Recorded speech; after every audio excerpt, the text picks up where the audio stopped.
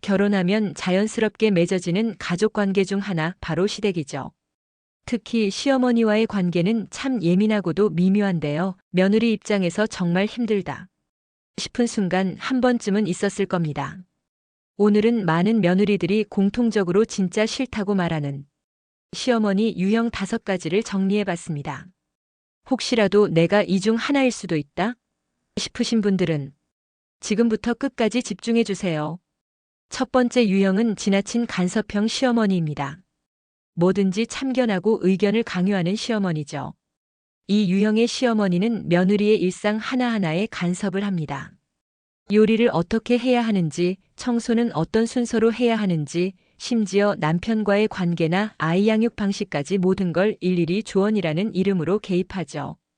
예를 들어, 며느리가 저녁 식사를 준비하면 된장찌개에는 무 넣어야지, 왜 감자를 넣었니? 청소기를 돌리면 걸레질을 먼저 해야 먼지가 안 날아다니지, 아기를 안고 있으면 아이는 무조건 업어야지, 안으면 벌은 나빠져.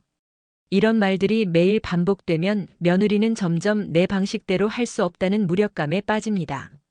시어머니 입장에서는 도와주려는 마음일 수도 있지만 며느리에게는 일상 속 모든 선택이 부정당하는 느낌일 수 있어요.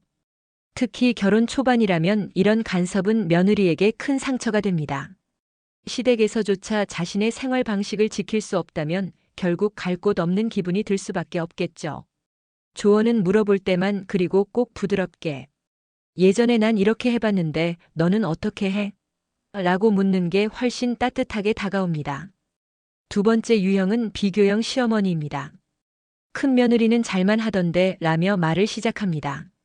가장 많은 며느리들이 스트레스를 받는 유형입니다. 이 시어머니는 항상 다른 누군가와 비교를 합니다. 대상은 큰 며느리, 친정딸, 사돈 며느리, 이웃집 며느리 등 제한이 없죠. 큰 며느리는 애 셋 키우고도 살림을 그렇게 잘해. 옛날엔 나도 아기 없고 밭일했어. 너는 애 하나 보느라 왜 이렇게 힘들어해? 누구 며느리는 명절 상도 혼자 다 차린다더라. 이런 말은 며느리의 현재 상황과 노력은 보지 않은 채 이상적인 기준만을 강요하는 것처럼 들립니다. 결국 며느리는 자존감이 떨어지고 어떤 행동을 해도 인정받지 못하는 느낌에 빠지게 되죠. 특히 나 때는 말이야 식의 비교는 며느리의 현실과 너무 동떨어져 있어서 소통이 아니라 단절을 만들기 쉽습니다. 비교보다는 공감. 요즘 많이 힘들지? 애 키우는 게 쉬운 일이 아니야. 이 한마디가 며느리의 하루를 바꿔놓을 수 있어요. 세 번째는 감시형 시어머니입니다. 전화, 위치 공유, 카톡 읽음까지 체크하는 시어머니. 이 유형은 며느리에게 너는 언제든 응답 가능한 가족이라는 프레임을 씌웁니다. 전화 한 번 안 받았다고 왜 안 받았니? 카톡 답장이 30분 늦으면 읽었으면서 왜 바로 답이 없어? 급기야 너네는 위치 공유 안 하니? 요즘 애들은 다 하던데? 며느리가 친구를 만나거나 친정에 가는 것도 마치 허락받아야 할 일처럼 여겨지는 경우도 있습니다. 감시형 시어머니는 걱정이라는 이름으로 사생활을 통제하려 들지만 실제로는 며느리의 독립적인 삶을 인정하지 않는 태도에서 비롯된 경우가 많습니다.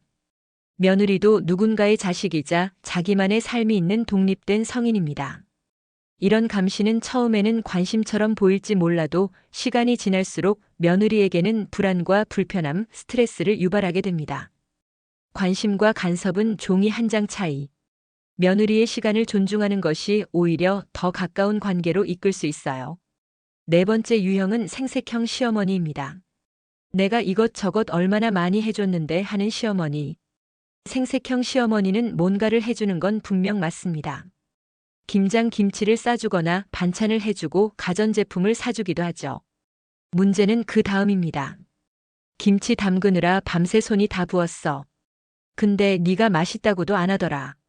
냉장고 내가 바꿔줬지? 요즘 시세가 얼만지 알아? 반찬 다 싸줬는데도 사 먹는다며? 그럴 거면 왜 고생을 해? 이런 말은 결국 받는 입장에게 큰 부담으로 다가옵니다. 감사하긴 한데 다음부터는 그냥 안 받아야겠다 이런 생각을 들게 하죠. 생색이 반복되면 며느리는 어떤 도움도 마음 편히 받을 수 없게 되고 결국 관계 자체가 소원해집니다. 도와줬다면 깔끔하게 끝. 진짜 멋진 시어머니는 아무 일 없었던 듯이 돌아가는 사람입니다. 마지막 5번째 유형은 무단침입형 시어머니입니다. 이 유형은 많은 며느리들이 겪고도 말 못하는 고민 1순위입니다. 시어머니가 아들 집 비밀번호를 알고 있고 예고 없이 방문합니다. 심지어 혼자 열고 들어와 엄마 왔다 한마디로 상황 종료. 반찬 좀 주러 왔어. 근처에 볼 일 있어서. 어차피 집 비밀번호 알잖아. 가족인데 뭐 어때? 하지만 며느리 입장에서는 집이 더 이상 편한 공간이 아니게 됩니다. 쉬고 있는데 갑자기 들이닥치거나 옷도 대충 입고 있는데 초인종 없이 문이 열리는 순간은 공포 그 자체. 심하면 시어머니가 집안 정리를 해놓거나 냉장고 안을 열어보는 경우도 있습니다. 그 순간 며느리는 내 삶이 다 들킨 느낌에 사로잡히게 되죠. 이런 무단 침입은 의도와 상관없이 심각한 사생활 침해입니다.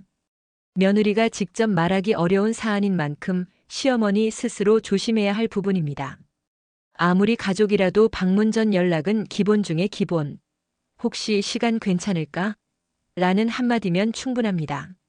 여러분, 오늘 다룬 5가지 유형 중 혹시 나도 모르게 그런 행동을 하고 있진 않으셨나요?